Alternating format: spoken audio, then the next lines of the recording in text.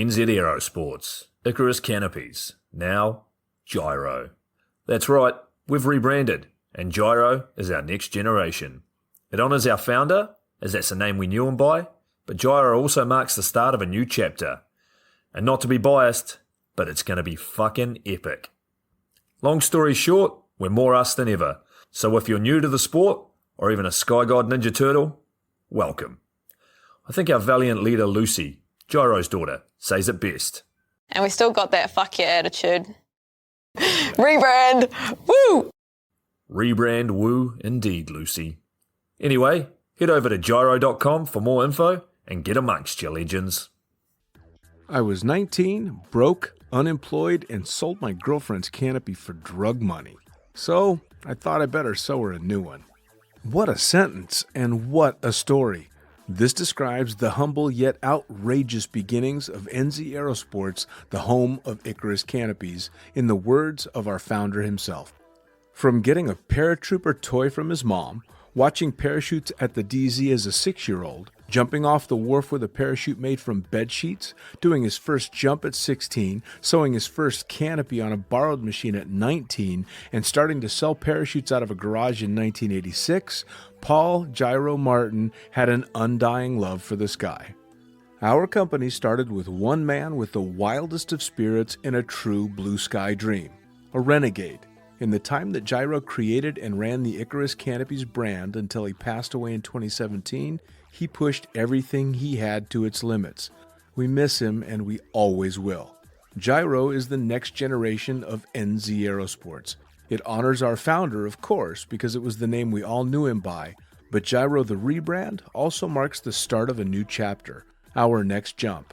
Gyro is the space between sound and silence, art and science, chaos and calm. Gyro is a state of epic tranquility that transcends understanding. That moment, in the door, in free fall, mid-swoop, where nothing but the present exists. A perfect balance of euphoria and thrill. Gyro captures our passion for flying and our commitment to designing break-the-fucking-rules canopies that deliver pilots pure, wild flight. Hey gang, so I got a new book out. It's called The Upside of Fear, and it's exactly what you think it's about. It's about the good side of, well, getting scared. In it, we talk not only about the science and biology behind fear, but the psychology as well. And it's not just coming from me, it's coming from some of the best in the sport. Omar Alhigelan, Jeff Provenzano, Maxine Tate, and so many more have contributed their sometimes terrifying stories to the book to help you overcome your fear. So head to the lunaticfringepodcast.com. You're going to find the link to the book there, as well as the other books. It's available in ebook, paperback, hardback, and audiobook right now. Coming straight from the cockpit, it's another episode of Lunatic Fringe with the fucking pilot.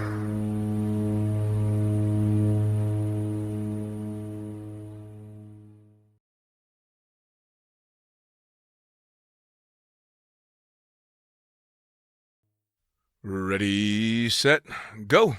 All right, once again, back in the can with another edition of Lunatic Fringe Into the Void. I am the fucking pilot, and man, I'll tell you what, thank God for the magic of the internet, because on the other line, I got another cool cat to sit down and talk some shit.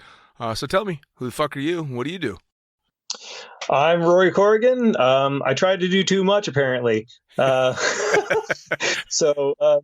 held many hats in the skydiving world. I've been a Tandem Instructor, AFF Instructor. I've helped with evaluation jumps for an examiner friend of mine, DJ Marvin, who you've previously talked to. Yep. Master parachute rigger, and also a trainer with iFly. Yeah, you're a pretty fucking busy guy, man. Yeah, sleeps for the week, I guess. Yeah, it's not a bad thing, but, well, one great thing, especially in this sport, is with all those titles, you're never going to be unemployed. That's kind of how I took it. Thankfully, the whole rigging thing kept me employed when I had a broken spine. So, yeah, I represent that remark. Ooh, I'm going to want to hear about that. You just definitely brought up a topic we're going to need to touch on. We'll start. I'll tell you what. We'll start like we do with all of them. How did you get started in this sport? Were there other extreme sports before skydiving? And how did you lead your way into the air?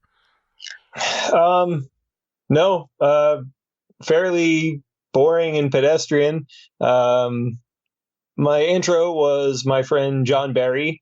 He was getting a bunch of people from his job together.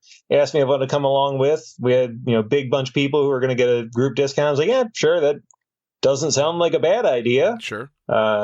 So I got to be the first out of the plane out of our group of 14. I went with the German Range Luda. And and people ask, oh, were you scared for something? I'm like, I had a German man with 16,000 skydives. But he's going to make it through one more. I'll be good. Yeah, chances are. Well, so if you did your first tandem with Mr. Range Luda as a German, that means that you jumped in Cross Keys. I jumped at Cross Keys in its last heyday before shit went completely haywire. Man, oh man, did it go haywire, and man, did it have a heyday, didn't it? Oh, it's ruined every other drop zone nearly that I've ever been at, because as a standard operating drop zone, with what that place did, was the most mash out boogie at any other drop zone. And that was every Friday, Saturday, and Sunday night. Yeah, if you weren't there, people don't, you can tell the stories and people try and equate it to something that they did on their drop zone, and you just kind of shake your head and go, no, but no, it was Cross Keys. It was nothing like it.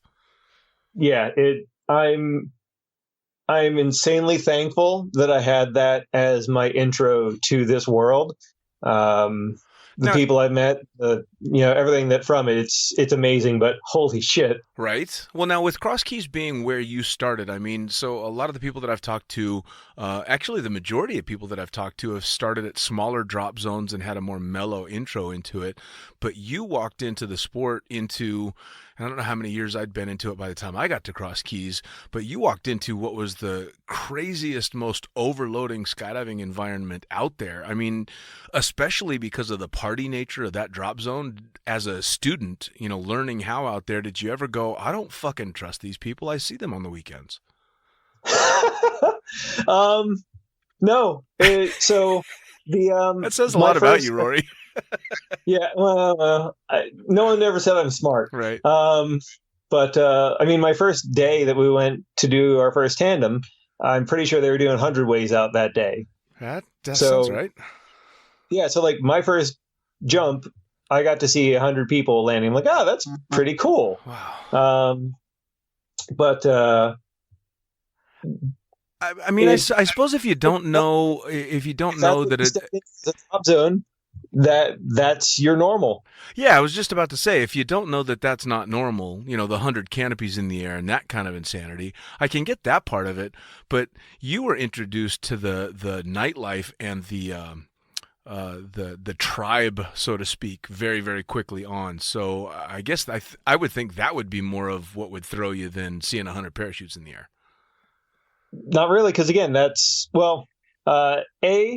that was the normal. That's what I saw from the get-go. It's cool. This is what skydivers do.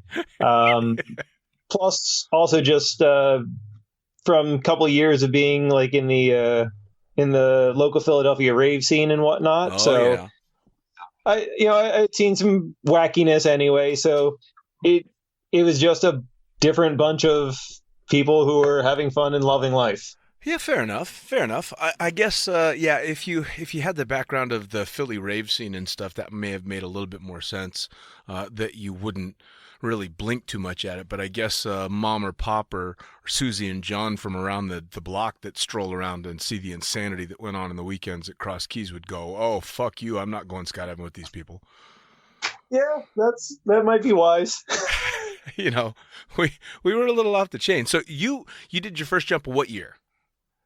2003. Okay, so you jumped the year before I started out at Cross Keys, and 2003 is when it was really starting to go crazy. Yes. So middle of 2004 is when it kind of hit that tipping point, and Yeah, and some shit happened. Yeah, and we'll touch base on that for sure. But yeah, '03 is when I knew it was really starting to pick up, and Cross Keys had the reputation, not really as a party drop zone, at least not on the West Coast where I was, but it had the reputation as being one of the busiest drop zones in the world, and it was. The numbers were insane. Tandems on any given Saturday during the summer? Oh, yeah. Yeah, no, well, I mean, every instructor was doing between 20 and 25 jumps a day on the weekends. You know, if you didn't do 100 jumps a week, you were pissed off.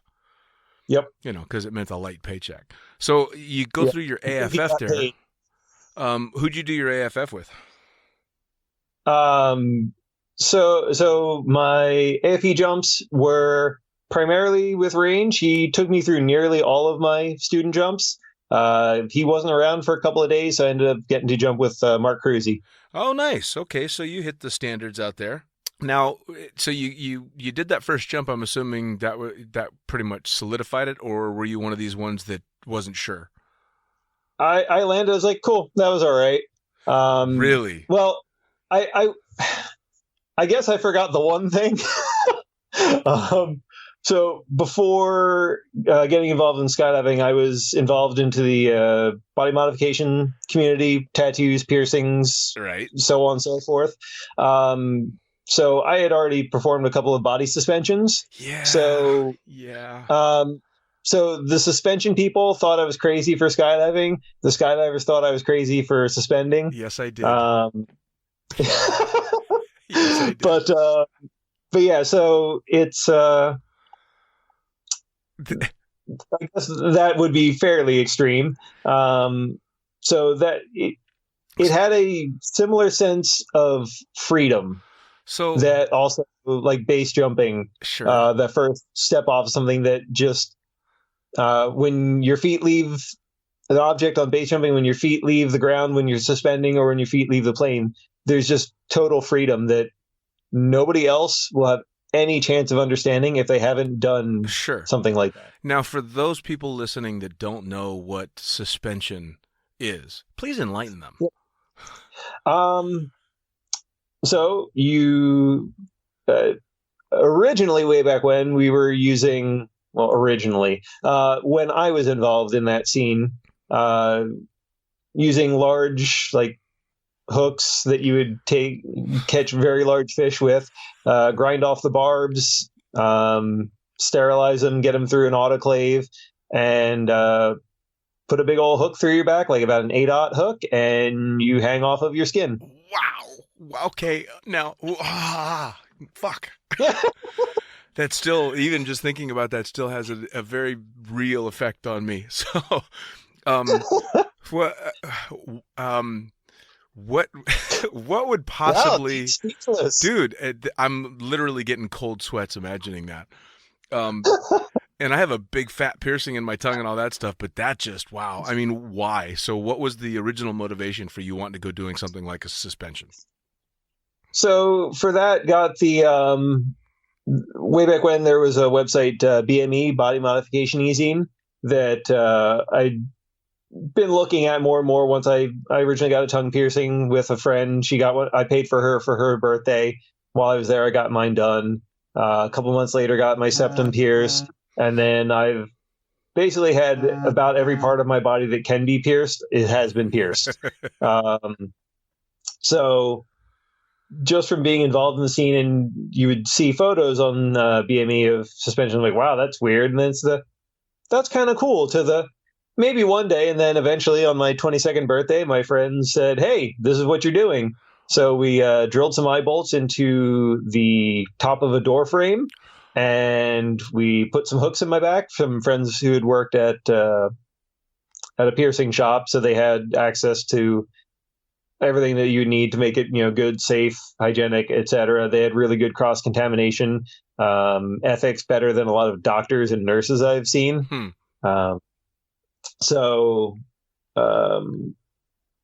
we hooked me up and hung me. I was like, oh, that was pretty cool. Wow. And just kind of, just doing more here or there. There was a dominatrix who kind of liked the idea of what we were doing. So we had a local crew in Philly, and she would let us use her dungeon whenever like on times when she wasn't there, we had like a meetup time and we just hang somebody and Wow. go on with our day. Well, there you go. There you go. Well, you know, Yeah. it's funny because I remember you and I met beginning of the season 2004. My first impression of you was just a normal guy, you know, tall, thin, happy-go-lucky, and you were dressed in such a way, I don't know if you had a jumpsuit on at the time or what, but you were dressed in such a way that I couldn't see any tattoos. No visible piercings or anything. I don't even know if I noticed that you had a tongue piercing. And then... I actually for a good long while. What's that? I had 5 concurrently for a good long while. Yeah. Well, and I found out all this going into it a little further as I got to know you a little bit better to find out that you had huge tattoos and all the piercings and all this other stuff. And I got to admit, my first thought was, fuck, he seems so normal. Yeah, I get that. I get that a lot. Well, you know, the funny thing was back then I think I had 2 tattoos and I wasn't a big, fan of getting more of them. And of course now I've got half of my back covered and a sleeve and all this stuff. So clearly I came around, but I also remember, thinking back and thinking, I thought he was strange and look at me, fucking, who the hell am I? I'm far from normal. So Apparently I'm a bad influence. you're right. So, Cross Keys, you jumped full time there for how long? I actually never jumped there full time. Well, I was a fun jumper until July of 2007 when I ended up getting my tandem rating. And then I was working mornings from 8 to 11 at Express doing restocks and cleanup.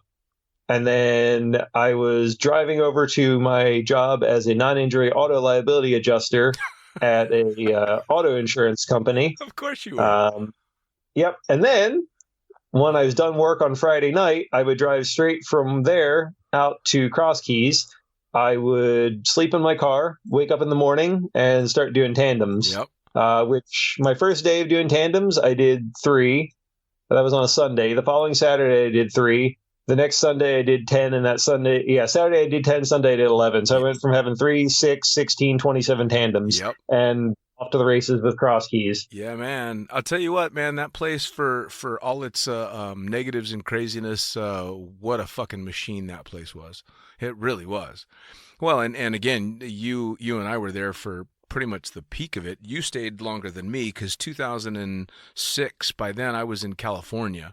But Cross Keys went through such strange times and such a number of really, really high times and very, very low times. I mean, there was almost like there was a bit of a blessing and a curse on that place. Yeah.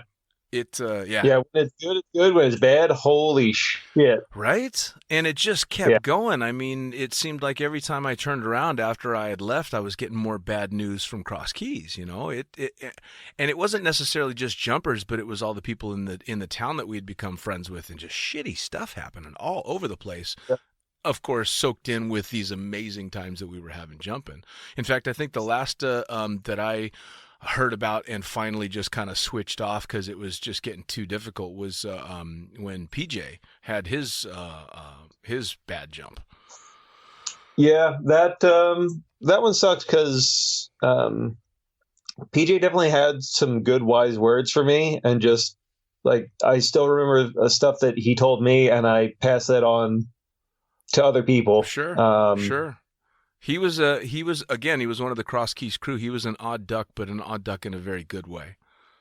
Oh yeah, he had a good ass heart. Guy. Oh yeah, man. There was a lot of people with really big hearts back then. A bunch of fucking nutcases, but we had big hearts. Speaking of, yes. you and I can't have this podcast without talking about Mr. Rob Stanley. Legend. Man, oh fucking man! I'll tell you what. Anybody that knew Rob is already laughing for something that they remember. And if anybody listening didn't know Rob Stanley, man, you fucking people missed out. This guy, holy shit, man. For anybody that doesn't know, Rob Stanley recently passed away on a skydive in China. And he was as legendary as they come. And no matter how hard I try and look back and be upset at the fact that he's not here, every time I start thinking about him, I start fucking laughing. 'Cause You can't not, man. He was the most unique individual I think I've ever met. Well, you can hear in your head him start talking, and it starts all 15 words he's about to use try to come out of his mouth all at once. Oh yeah. Yeah, just it puts a smile on your face. He was the fucking roadrunner, man. He just was going 150 miles an hour at all times. It was, oh my God. And he would randomly pop up. I mean, it had been years that I hadn't seen or talked to him. And then you'd just get a random Facebook message, just some off the wall shit. And you'd laugh for a couple of minutes and then you wouldn't hear from him for another year. That guy was fantastic. He was the only guy I knew, and you've seen this just as many times as I have, that on a busy Saturday in Cross Keys, where all the staff are doing 22, 23 tandems a day, he'd have one load where he was down. Anybody else is taking a shit. They're going to the restaurant to get a sandwich or drinking a Coke. He is running in to grab his sport rig so that he can go free fly on the only load the entire day he's got off. Yep. What a maniac. And, yep. And to his dying day was just as enthusiastic about jumping as he was from the start. Yep. Have you? What's your favorite Stanley memory? Family, that's what they did. Yeah. What's your favorite Stanley memory? Oof. Too many, right? Yeah. I mean, the one that kind of sticks with me, just on the personal level, I was out in Philly at like a tiny club for a drum and bass DJ night, and he just saunters up and starts talking to me. And anyone who's ever talked to him knows it's already was sometimes a bit of a struggle to get what he was saying. Yeah. Then pump out 140 decibels of pumping drum and bass music, and your whole rib cage is, shaking from bass, and he's screaming in your ear. Then try to understand him. But the fact that I had a handful of jumps, like I wasn't even A licensed yet, and he came over to talk to me because he recognized me from the drop zone. Yep. And just like that kind of feeling of family that. I'm happy I was imbued with that early in the sport. Yeah, I'll tell you what. I've worked at a lot of drop zones now, and obviously met tons of people, but I don't think I've ever and ever will again work at a drop zone that was more of a tribe, a family than Cross Keys was back then. I mean, we were 7 days a week, fucking 20 hours a day together for 9 months at a pop. And then of course, then everybody would go party in Philly or party at the drop zone and all that stuff. Well, I mean, the day we set the world's record with Red Bull guys for the most tandems, I'm sure you were there that day, weren't you? I might have been working that day, I think. Oh my God, did you miss it? Whew. I heard this. A lot of them from you, buddy. Yeah, there were a few crazy stories there for sure. Yeah, you and Jacko in particular. Yeah, that was a good day. It was definitely an interesting day for the two of us, for the whole crew, no doubt about that. So you did Cross Keys all the way up through 2007. So again, you saw a bit more than me for sure. But where did you transition to from there? I mean, you went from kind of doing the part-time thing to skydiving and flying being your whole life. Yep, that's all thanks to you. No. Well, so I'm sitting at work, and a random phone number calls my cell phone. So in October, we had they took everyone from my office into a country club and gave us lunch. Put on a DVD and said, "Hey, we're changing how we're doing the offices, and we're consolidating the Northeast into an entire region instead of just Pennsylvania, New York, etc." Right. And we'll be shuttering some offices. We'll tell you which ones in January. So in October, I'm sitting in an office space outside of Philadelphia in reasonably expensively priced suburb office block. So we're like, okay, well, they can move everyone from this office into the Harrisburg office with room to spare. Who are they going to close first? Right. So I'm sitting there in like November, and I get a call out of the blue. I walk into the stairwell and, hi, this is Neil from Skydance Skydiving. When are you going to come work for us? Just kind of like, how is this my life? Right.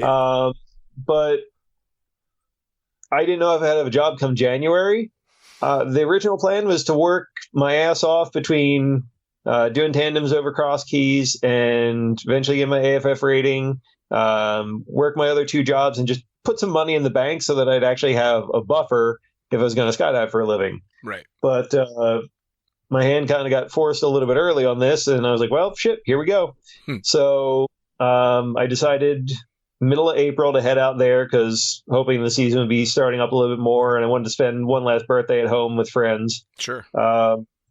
Took about 2 weeks to drive across the country with whatever fit in the trunk, the rear footwells, and across the back seat in a Toyota Corolla. Right. And just moved to Sacramento just because. It's a hell of a haul.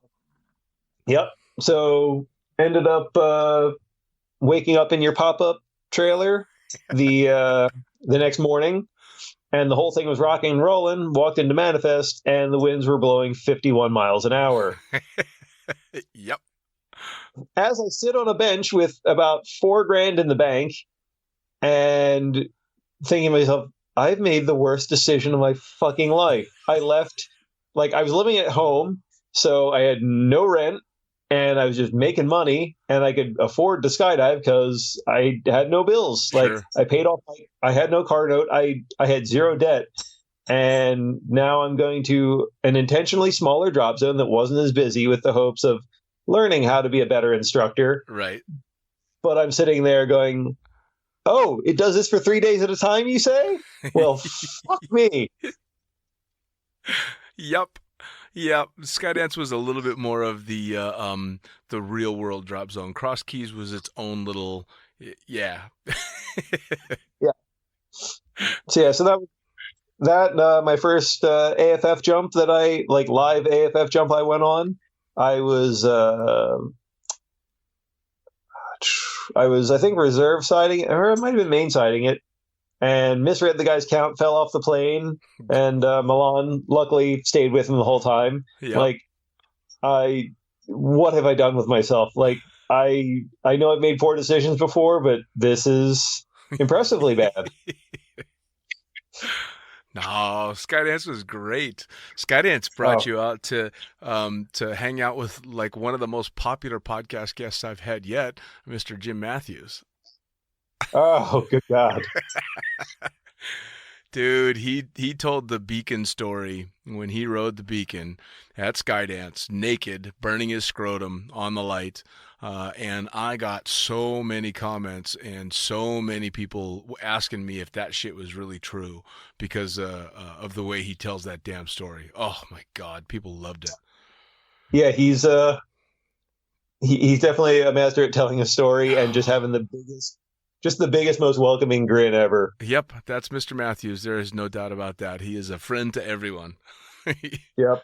So for as many people stayed in his trailer there, yeah. All right. Yeah. No, he was kind of the house mom to a lot of people for sure. Yep. So, how did you get into the rigging side of things? So I had started base jumping thanks to a Misters Matthew and Will LaJeunesse. So I'd been base jumping. Matt and I were staying current off a little 300-foot antenna in Pennsylvania. When I got to California, I met up with some base jumpers and stopped jumping with some of them due to their poor decisions, we'll say. Sure. But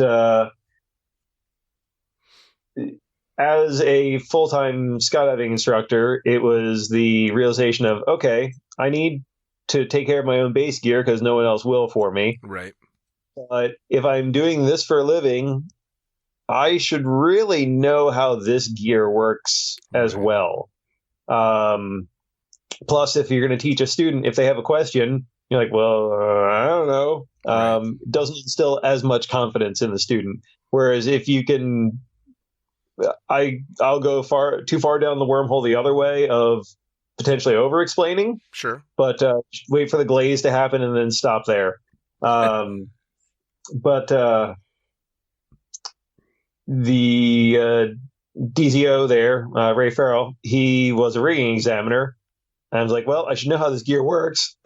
My DZO is a rigging examiner. So if this is my first full-time year, if I've got 2 rigs that I'm jumping, if I have no cutaways, I'm spending $300 a year in rigging. Sure.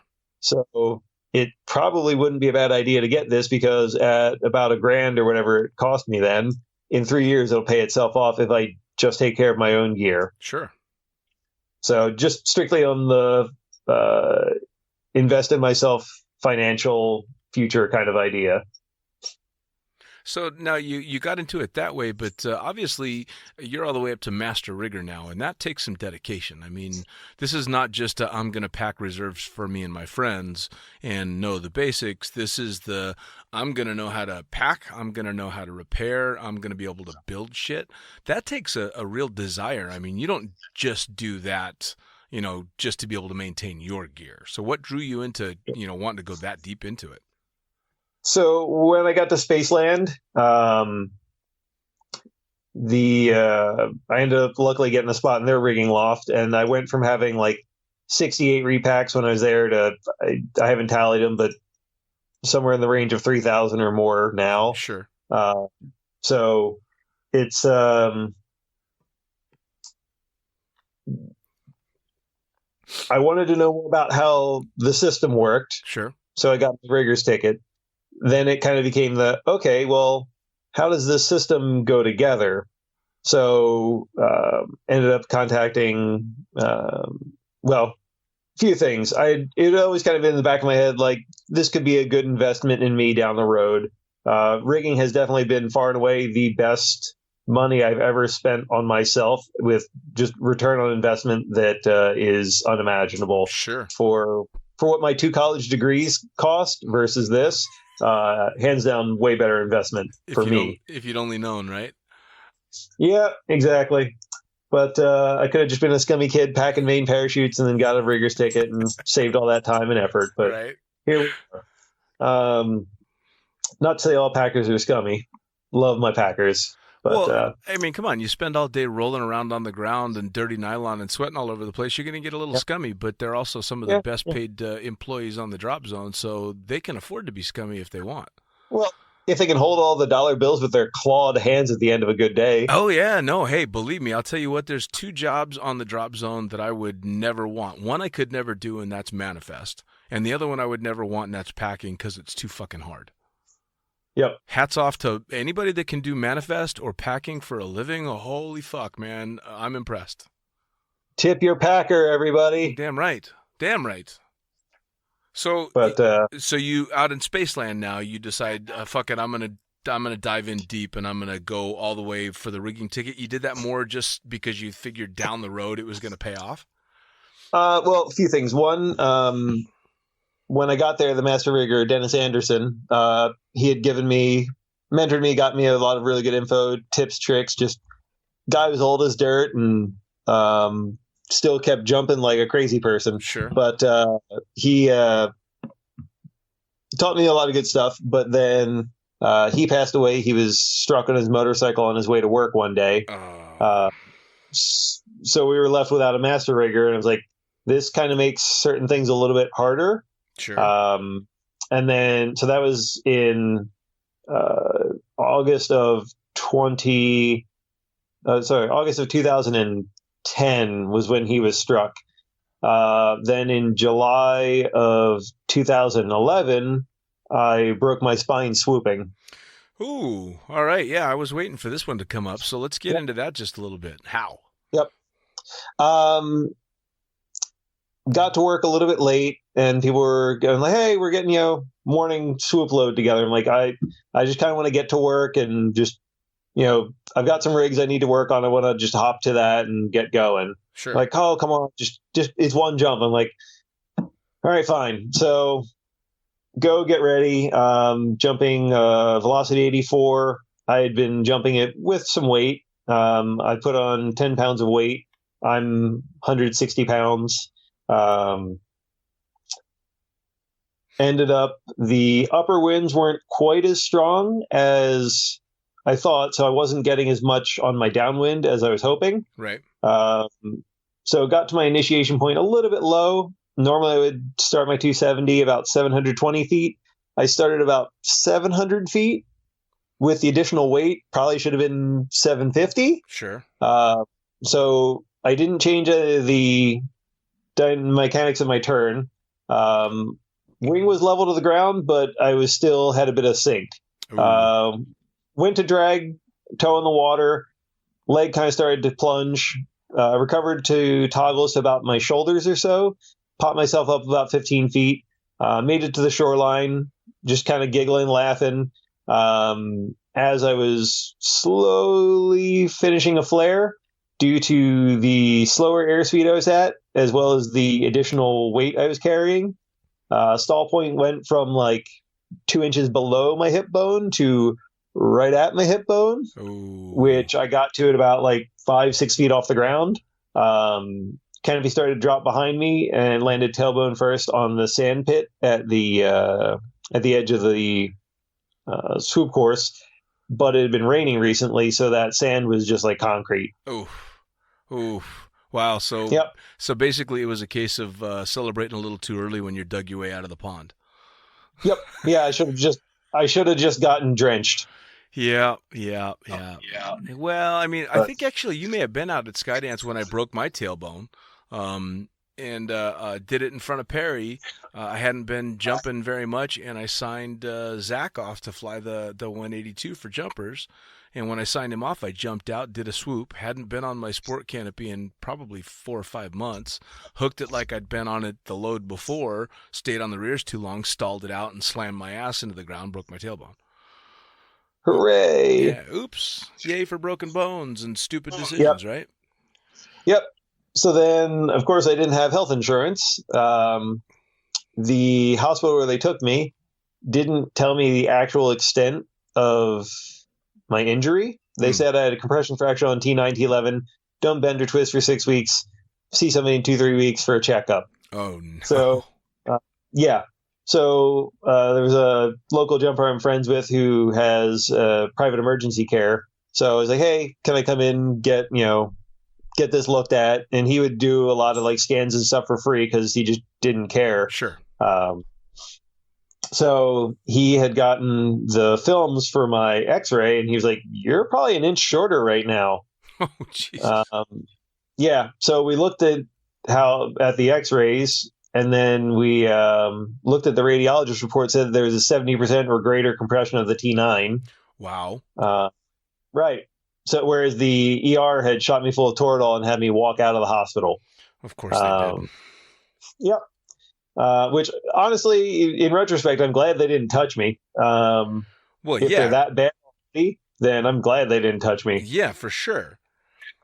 Well, so, I had when I busted my tailbone, I had a similar experience, only in the stupidity of the doctor. And this will make you laugh because I walked in, did the whole thing. Told the front counter, they did the x-ray. The doctor finally comes in, sees the x-ray of the broken tailbone, asked me what I did. I said I had a hard landing skydiving, and I shit you not, her question was, did your parachute not open? Yeah. So I turned to the nurse and went, this is my fucking doctor? And that was it. I was out of that hospital like in 5 minutes. I'm like, no.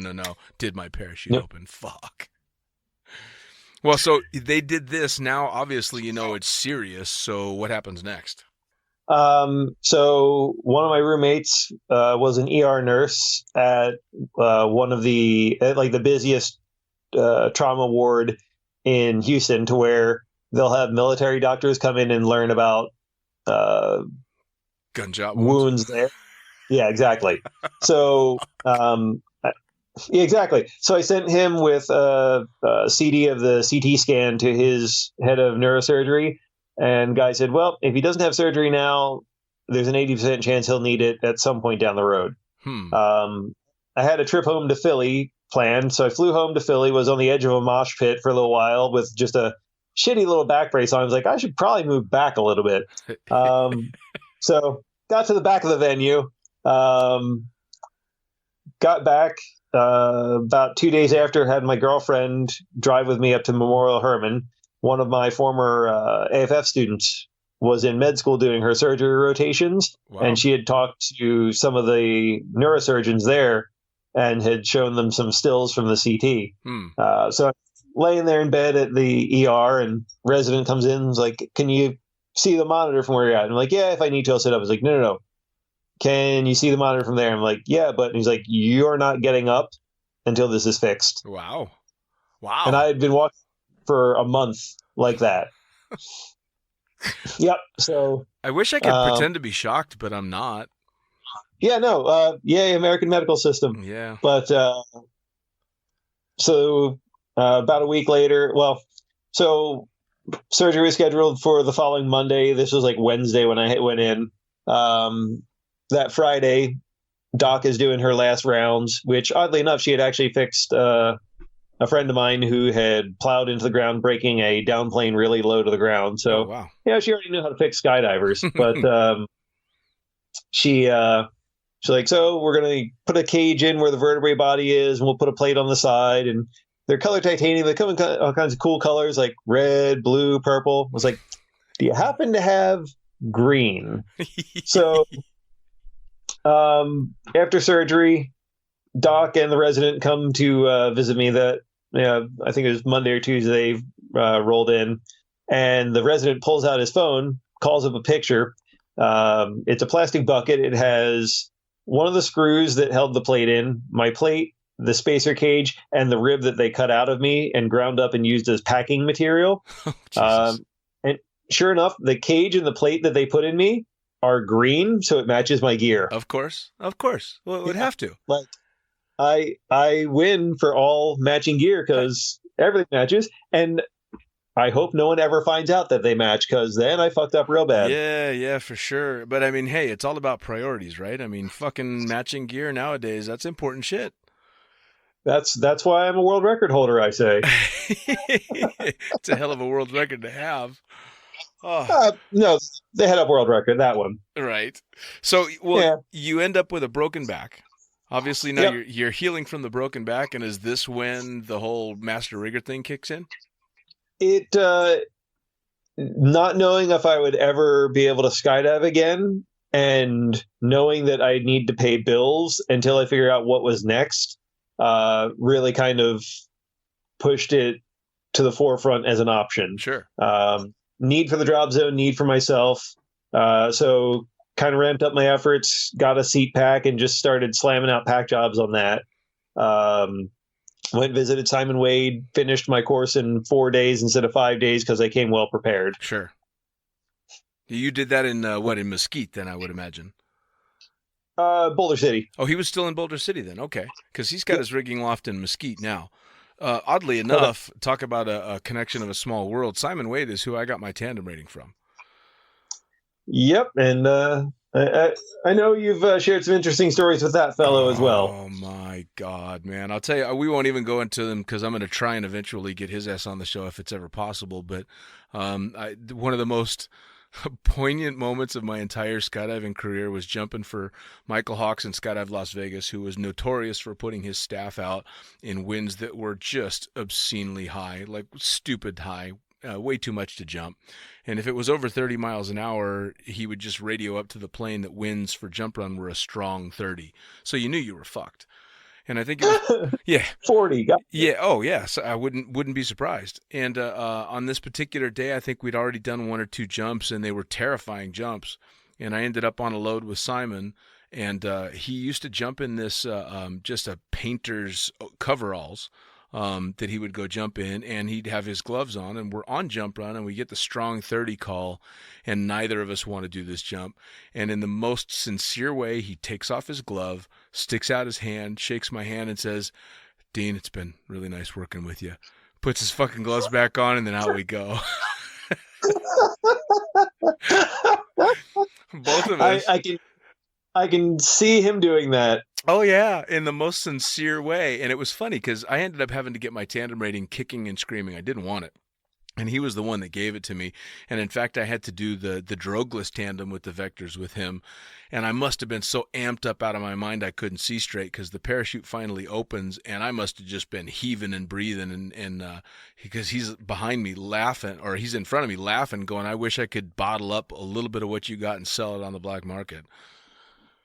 Yeah, it's fucking Simon, man. I tell you what. And a hell of a rigger. Oh my God. Yeah. Guy could build anything. So he's trying to. So he gave you your master rigger's ticket. Yep, sure did. I'd heard good stuff.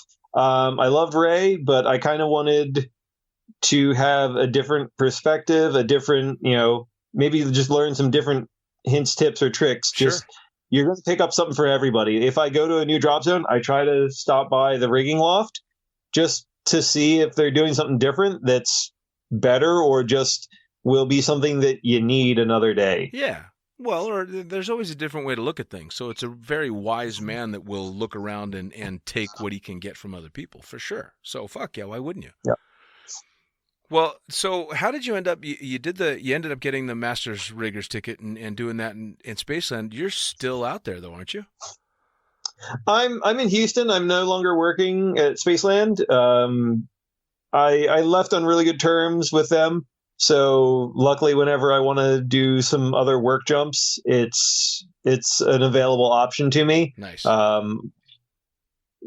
I mean, the people out there, they work real hard. They're trying to make a living at it. I have a job, so I'm trying to not take the food out their mouths. Sure. But I really enjoy instructing. I still enjoy tandems. I love just introducing people to this world. It's just you will be that person's memory forever. They might not remember your name, but they'll remember you.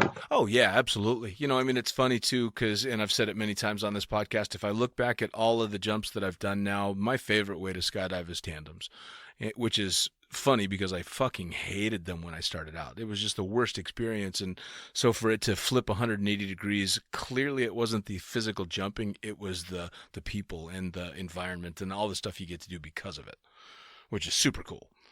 Now, how'd you get started with the wind tunnel? I had applied at more than a few different wind tunnels over the years. While I was at Skydance, I had applied for Montreal, but my French wasn't quite up to snuff. I had applied for Singapore, but they were only hiring nationals. Just pretty much every tunnel that opened, I ended up applying at, just because I knew how it can accelerate your free fall learning. Sure. And plus also just the stability of, as long as they have power, it'll run, versus you can be at a drop zone and you can have rain for 40 days. Yeah.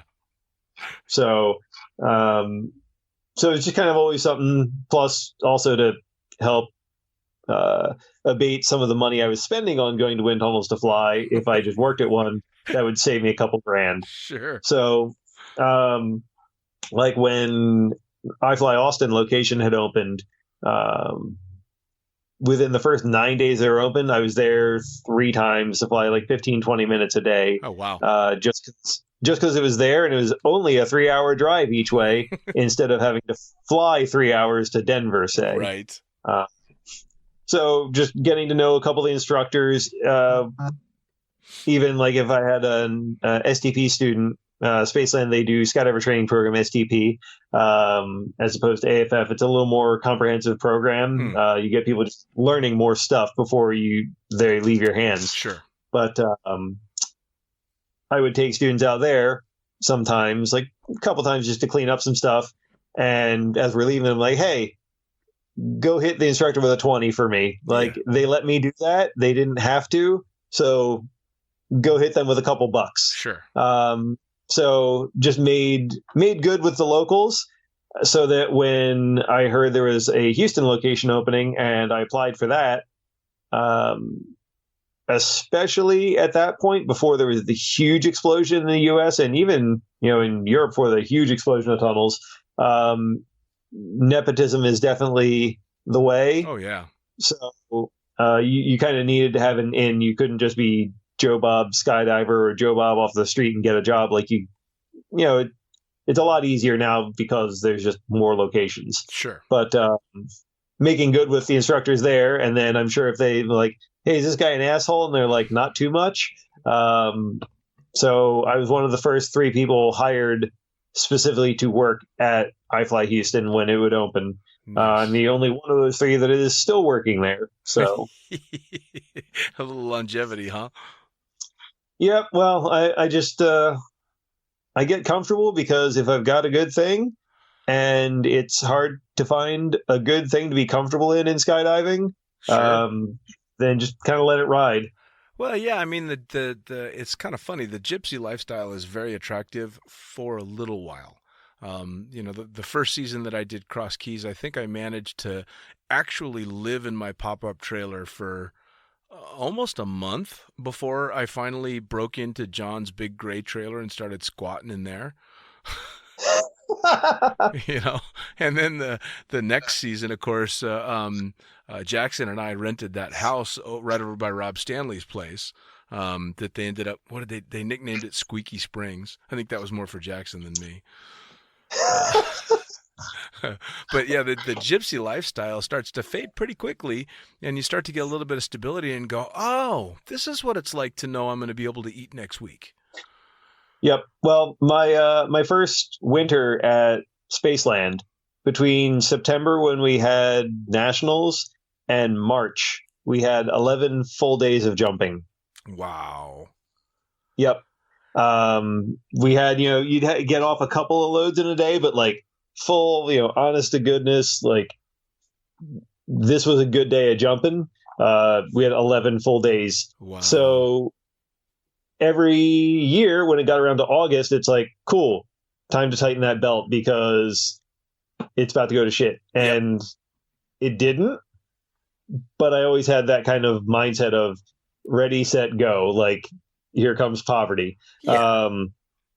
So when I got a job at the tunnel, I started I just hit my 5-year anniversary here on the 11th, which is also the day that my friend Dennis had passed from his auto accident. Wow. It's also the day I had taken my now ex-girlfriend on, I forget if it was the first or second tandem with her that I'd done, but I ended up doing 2 tandems with her over time. I'm like, you clearly like doing this. Stop doing tandems. Just get a license. Sure. And she finally did. But nice. there you go. That's another story for another day. But so yeah, the 11th is a really, really weird day for me. Lot of flux on that day. But it's kind of funny how that seems to happen in skydiving in general, though, because I guess we're compressed into, depending on the drop zones that you're at, it's very seasonal in most places. So you've got these small windows, and then you've got these huge events that happen on very specific days every year, and something big always manages to happen, sometimes good, sometimes bad. I mean, for like the 4th of July getting worse and worse for us, you mean? Fuck me, man. Really? I mean, could it get any worse? You could actually help me try and figure this out. Craig Kuski passed away in 2004. Was it? Yes. It was on July 4th, yes? I don't think so. It was the PST swoop tour. They were doing the whole workups for Wildwood. Okay. I remember it was like June or July, somewhere in there. It was definitely July, but I don't know if it was July 4th. I know it was close. I don't think it was that exact day, but I remember I was leaving work and I got a call from Jill Kuzman in just tears, and I just stopped in my tracks. Yeah. That was a shitty day. That was not a good one. Well, and then of course, a lot of people listening will have heard the story a year later. On July 4th was Sarah and Ron, and that was a canopy collision on the drop zone. And then all these years later, Mr. Rob Stanley decides to join the July 4th club. That club needs to stop. Fucking hell it does, man. I mean, the 4th of July has been bittersweet ever since 2004 for all of us, because Sarah was such an awesome chick. Everybody loves Sarah. I don't know anybody that ever had a negative thing to say about that girl. So the 4th of July always sucks anyway, but now to add Rob Stanley to that mix, I mean, I think that was my first thought was, are you fucking kidding me? It's the 4th of July. Yeah, I'm just not going to jump on the 4th of July anymore Right? because Wrap myself in fucking bubble wrap and stay in bed. apparently it's like Final Destination for cross keys. Right. I know it, man. No, I'm good with that. That's fine. Yeah. Well, so we've covered a whole lot of the jobs that you do. Is there anything next? Is there anything on the bucket list that's coming next for Mr. Corrigan? Trying to see where I fit in the world. So I've been exploring the possibility of trying to build a rigging loft / home here in the Houston area. Sure. There's a local examiner who is looking to have a spot to teach classes. Oh, wow. And I was looking to try to partner up with him on that, but the financials aren't quite there. For somebody had given me an estimate that sounded reasonable that I could pull off, but the newer estimates I'm getting are not quite like I could do it, but I'd be scraping and scrounging, and again, that's not what I'm looking to be doing with my life right now. Right. So trying to figure out, see if I can hermit crab into another thing. I've been looking at properties and whatnot to see if there's something that I can make work and grow. So trying to figure that out. Went up recently to Oregon, helped out Kelly Farrington with some stuff at Velocity Sports, doing some repairs. Just did some test jumps for him for some stuff he's got coming up down the pipeline here. Very cool. So very cool. Well, it sounds to me like, I mean, all things considered, you've managed to end up with a pretty fucking well-rounded career in the sport. But did you ever think in 2003? I mean, did it ever cross your mind that this is the path you were going to end up taking? No, and even the path once I kind of was like, I think I want to skydive for a living. I still didn't take the path that I was expecting. Like, I was kind of the original plan was kind of just start at the bottom. Well, not at the bottom, but start with packing, just get good at that. Because again, the quick, easy cash. Sure. Like move to Florida, do that, work my way up, and get some instructional ratings and go. Whereas I kind of got lucky that I was able to just bang out the jumps, get my tandem rating, and just run at it from there. And go. Yeah, I mean, yeah. I suppose I'm kind of the same. I wish I could say I had a master plan behind it all, but I kind of just Forrest Gumped my way through the whole thing. You just fell into it? Yeah, that was pretty good. Yep. Very punny. Just like none of our tandem jokes. Very punny, sir. Oh my God! Actually, those I both miss and loathe those days every time I think about them. Day after day of the horrible jokes that we would tell. Oh my God! So much fun though. Oh yeah. All 4 jokes that we would use in rotation all day. Oh God, yes. Well, and then every once in a while you'd go rogue. You remember Dan Blakely from Skydance? We had the one horrible day where we decided we were going to just trade the most offensive gay jokes we could all day long, not taking into consideration that we were, right next to San Francisco, and of course ended up with a gay couple on the airplane that, rightly so, were terribly offended. And I actually wrote an article about it because I said I'm not sorry I told the joke. I'm just sorry I told it when I did. Because these poor guys didn't know that I won the film festival for running around Cross Keys in drag all day. I mean, they don't know that stuff. They just thought I was some homophobic piece of shit, and rightly so, because we were telling horrible jokes. So I suppose those days, I'm kind of glad those days are a little bit gone. But the corny, fucked up jokes, those days I miss. God, we definitely used to have some goofy ass times. Well, so I'm going to do the same thing I do with everybody else as I wrap up. Say you're talking to newer jumpers, people that are just getting ready to come up, or you're talking to jumpers that maybe have kind of lost a little bit of the spark in the sport and they're wondering if they should keep going. What advice do you have to give for anybody that fits those categories listening in today? For the newer jumpers, as somebody who really enjoys the educational aspect of the sport, and that's where I spent most of my time, not so much on the fun jump side of things as much as I would like to, but I ended up spending the time and then really liked the time I spent with you've got plenty of time. Like, actually listen to the old crusty people who actually have seen the horrible shit, right, and learn from them. As we know what you want to do, we're going to give you the best way, not the quickest way. Sorry, but sorry, not sorry. There's a reason.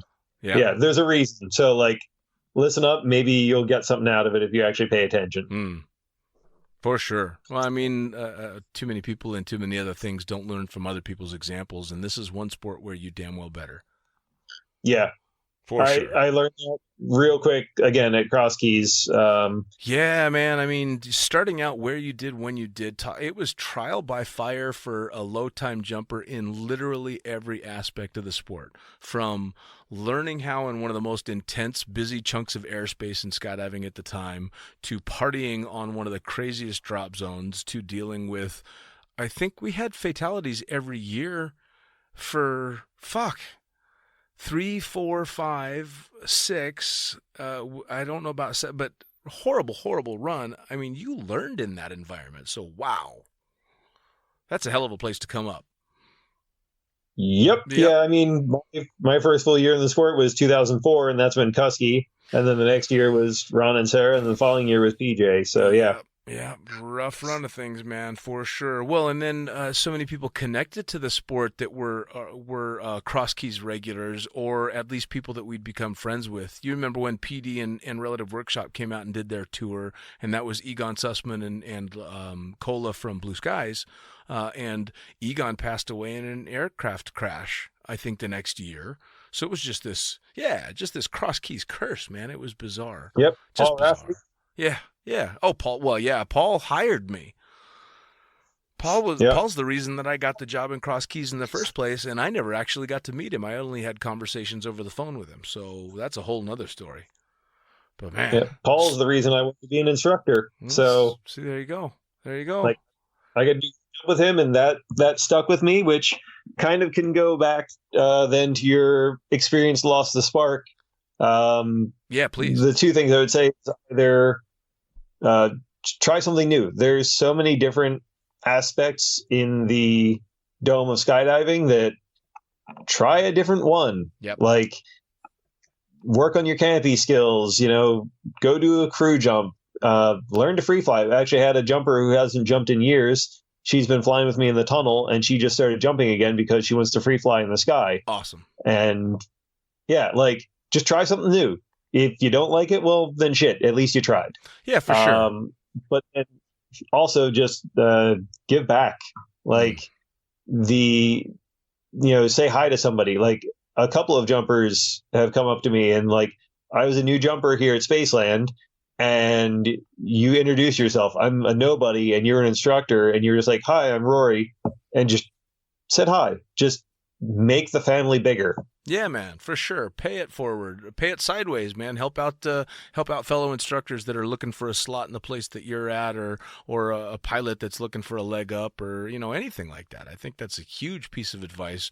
Not to mention, it's super fulfilling when you've helped this student or that friend into a new level in their sport or their career or whatever, and you get to kind of lean back against the wall with a little bit of pride and go, well, all right, that happened partially because of me. That's a fucking great feeling.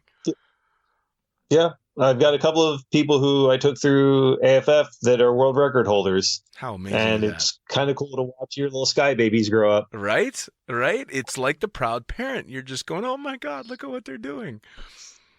Yep. Well, Mr. Rory Corrigan, rigger extraordinaire, tunnel flyer extraordinaire, tandem instructor and all that, it has been a pleasure catching up with you. It's been way too long. Oh yeah, brother. Hopefully we'll run into each other somewhere on this planet eventually. Oh, there's no doubt about that, man. It's way too small a planet and a dramatically smaller sport, so I guarantee our paths will cross again. Hell yeah, brother. All right, Rory, take care of yourself, man. Blue skies, and thanks again for taking the time. Thank you, Dino.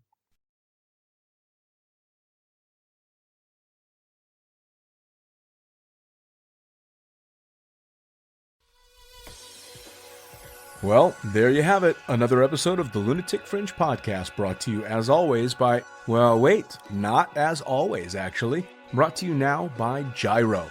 Formerly known as NZ Aerosports, you'll head to gyro.com for their next level line of canopies.